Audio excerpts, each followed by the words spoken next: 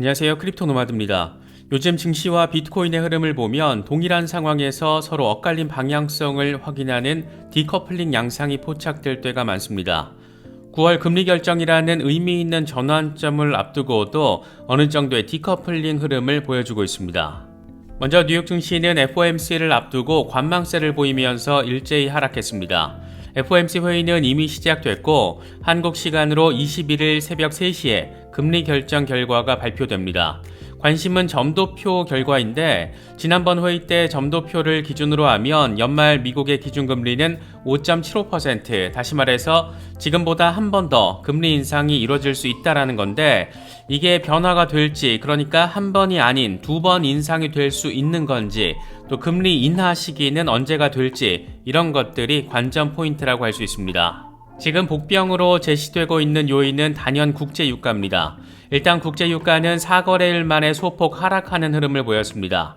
그럼에도 불구하고 11월 선물 브렌트유의 경우에는 여전히 94달러 수준, 11월 선물 텍사스산 원유의 경우에는 역시나 91달러 수준입니다. 월스트리트 저널의 경우에는 아예 대놓고 유가 상승세가 연준의 인플레이션 전쟁의 새로운 도전이 될 수 있을 거라고 진단했습니다.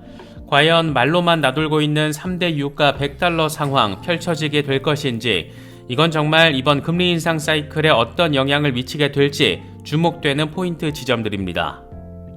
그래도 비트코인은 증시보다는 흐름이 좀 낮습니다.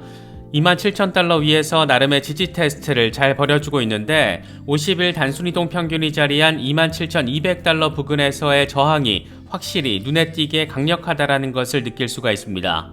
이런 가운데 그레이스케일이 재미있는 분석을 제시했는데 비트코인이 미국의 실질금리와 반대로 움직인다라는 것이고, 금리가 동결되고 이번 긴축 사이클이 끝나면 당연히 실질금리는 떨어지고 그렇게 비트코인은 상승할 수 있다, 이런 내용들입니다.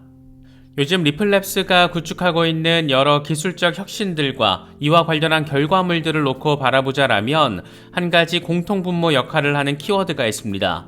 바로 유동성입니다. 미래 어느 시점에서 XRP가 전폭적으로 채택되는 상황을 대비하기 위해서 유동성과 관련한 조치들 적극적으로 이뤄지고 있는 건데, 호주와 브라질에서 유동성 허브가 출시된 상황, 탈중앙화 거래소와 XRP 유동성 풀을 연계시키는 월렛 업그레이드, 이런 것들 역시 같은 관점에서 해석이 가능합니다. 그런데 실제 데이터를 보면 XRP의 유동성이 7월 약식재판 판결 이후에 크게 개선된 것으로 나타났습니다. 아주 흥미로운 상황인데 하나씩 짚어보도록 하겠습니다. 그럼 이번 영상 시작하겠습니다. 연준 FOMC 회의 결과를 앞두고 뉴욕 증시는 관망세를 보이면서 소폭이지만 일제히 하락 마감했습니다. FOMC 회의는 이미 시작됐고 한국 시간으로 21일 새벽 3시에 금리 결정이 발표됩니다. 금리 동결은 거의 기정사실로 인식되고 있는데 관건은 제롬 파월 연준 의장이 얼마나 매파적인 메시지를 직접적 또는 간접적으로 내놓을지 여부입니다. 그래서 시장에서는 매파적 동결이 될 것이라고 이번 FOMC 회의 결과를 표현하고 있습니다. 파월 의장 회견 내용과 뉘앙스, 이런 것들과 더불어서 최대 관심사는 단연 점도표 결과입니다. FOMC 위원들이 바라보는 금리의 경로가 점으로 표시되는 점도표를 보면 연말까지 금리 인상 강도를 바라보는 연준 위원들의 생각을 엿볼 수가 있고, 금리 인하 시기, 속도 등도 가늠해 볼 수 있기 때문에 이번 FOMC 회의에서 특히나 더 주목을 받을 수밖에 없는 그런 상황입니다. 지난번 회의 때 점도표는 연말 기준금리 5.75%로 제시를 했는데 이건 한 번 더 금리를 올릴 거라는 의미가 됩니다. 과연 이런 상황이 이번에도 유지가 될지, 아니면 두 번 인상 가능성이 있는 건지, 내년 금리 인하가 단행된다라면 언제쯤 단행될 것으로 내다보는 것인지, 이런 부분들이 관전 포인트이고 이에 대한 결과가 아주 직접적으로 시장에 영향을 미칠 가능성이 높습니다. 지금 연준이 연말까지 한 번이 아닌 두 번 금리 인상을 단행할 수도 있다, 이런 목소리에 힘을 실어주는 것은 단연 국제유가 상황입니다.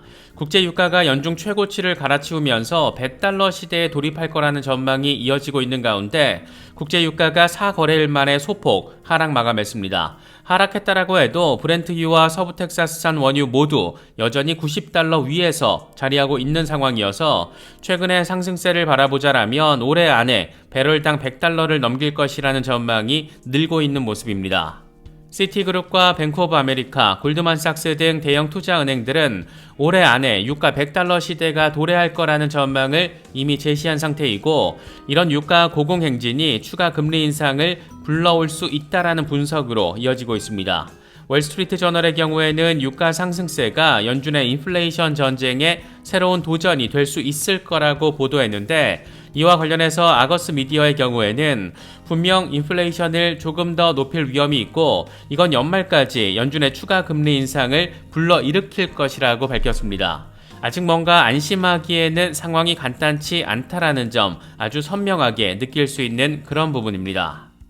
비트코인은 그래도 나름의 반등세를 확인해주면서 27,000달러 지지 테스트를 이어가고 있습니다. 나름 리스크 해지 자산으로서의 역량을 상대적으로 조금은 더 보여주고 있는 걸로도 바라볼 수 있을 것 같습니다. 비트코인 현물 ETF 승인에 대한 기대감이 워낙 크고 지금 등판한 선수들 역시 워낙 거물급이다 보니까 이제 슬슬 매수 압력으로 작용하고 있는 게 아닐까, 그렇게도 바라볼 수 있는 상황입니다. 공포 탐욕 지수는 하루 전보다 1포인트 오른 47을 기록하면서 모처럼 공포 단계에서 중립 단계로 진입했습니다. 비트코인 도미넌스도 소폭 반등해서 50%대 위로 올라선 상황이 이어지고 있습니다.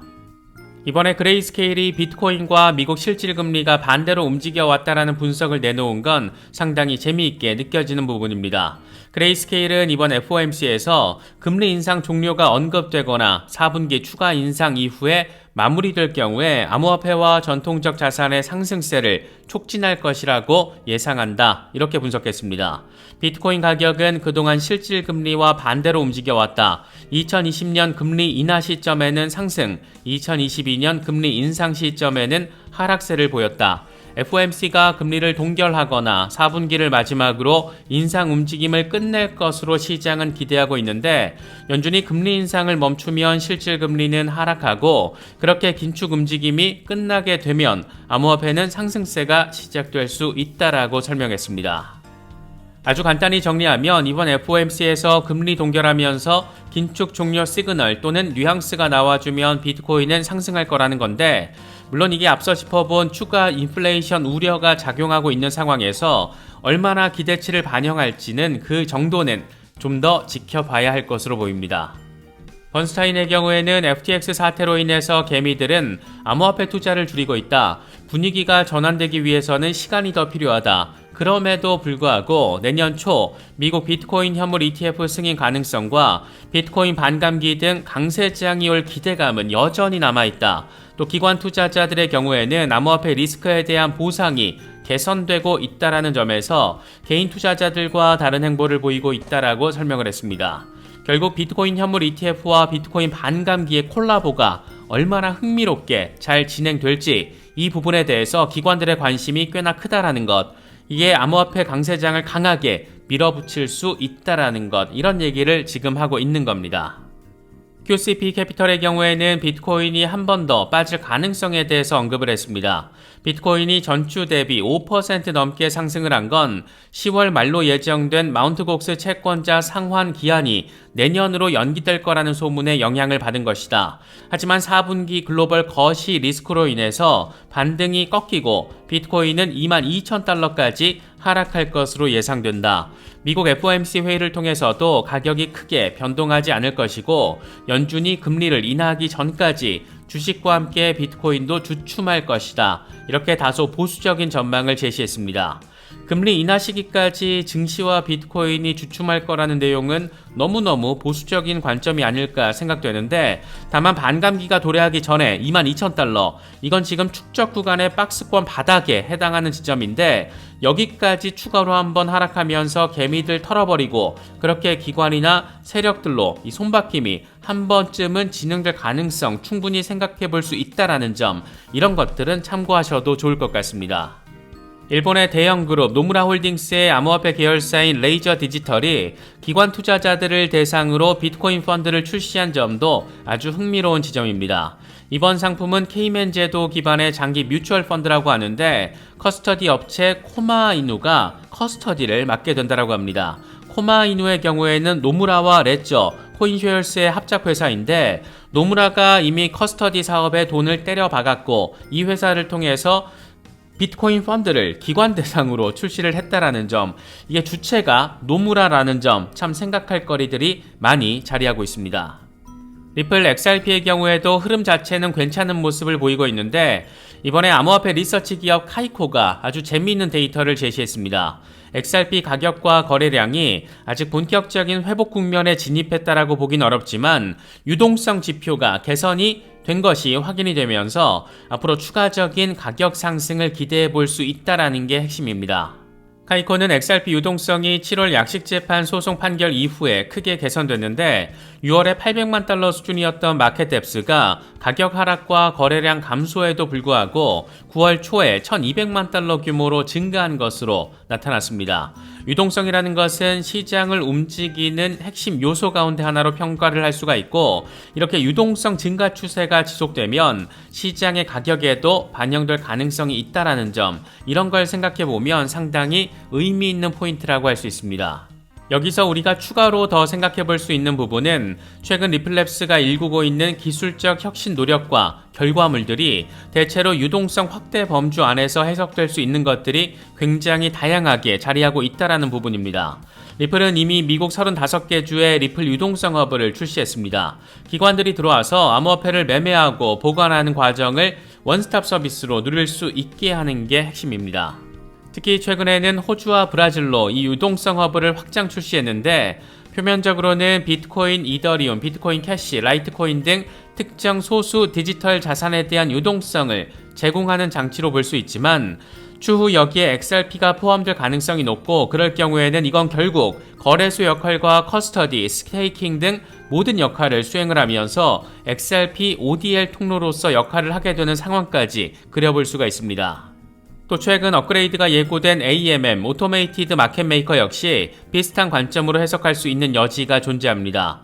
XRP 홀더들로부터 유동성을 공급받아서 탈중앙화 거래소와 연계시키는 월렛 업그레이드로 알려져 있는데 이를 통해서 가격이 상승할 때 XRP를 매도하고 하락할 때 매수해서 가격 변동 리스크를 줄이고 이 과정에서 발생하는 수익을 XRP 유동성 제공자들과 나누겠다. 나름 이상적인 모델입니다. 물론 이게 실제로 이런 이상을 잘 구현해낼 수 있을지는 추후 출시된 이후 상황을 봐야 하겠지만 중요한 포인트는 리플이 유동성 확장을 위해서 이런저런 관점에서 그 노력을 엄청 빡세게 진행을 하고 있고 7월 약식재판 소송 결과 이후에 실제로 의미 있는 수준의 유동성 확대가 데이터로 포착되고 있다. 이렇게 바라볼 수 있지 않을까, 굉장히 긍정적인 포인트가 아닐까 생각됩니다.